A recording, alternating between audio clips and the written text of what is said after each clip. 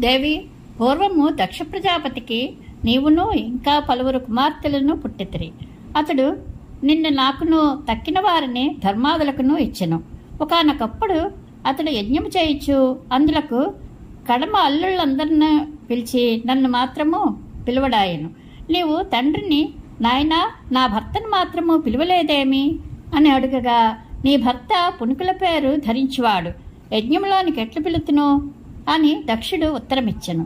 ప్రేయసి, ఆ మాటలు నీ చెవులకు సూదులై సోక నీవు ఇతడు పాపాత్ముడు, వీని వలన పుట్టిన ఈ దేహము నాకేలా అని కోపము చేత ఆ దేహమును వదిలివేచితివి. జ్ఞప్తి తెచ్చుకునుమా.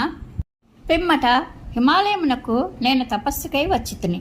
మీ తండ్రి అయిన హిమవంతుడు అతిథినైన నాకు శుశ్రూషకై నిన్ను నియమించిన కదా. తారకాసుని సంహరింపగల ఒక పుత్రుడు నాకు కలుగుటకై మన్మథుడు దేవతల ప్రేరణ మీద అచటికి వచ్చినవాడు. నీవు నా చెంతనుండగా సమయమని నాపై బాణము వేసి నా మూడవ చూపుచే భస్మమాయను. పిమ్మట అత్యుగ్ర తపస్సు చేత నన్ను నీవు దక్కుకొంటివి. ఈ ప్రకారము నాకు నీవు పూర్వమందును భార్యవు. మరి ఏమి చెప్పదును నీకు?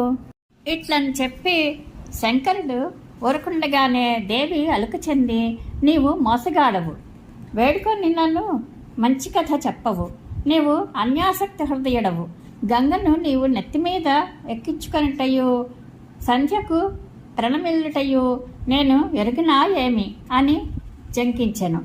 ఆ మాట విని శివుడు ఆమెను మంచి మాట్లాడి దివ్యమైన కథను చెప్పుటకు అంగీకరించెను. ఆమెయు అలుకుమానెను.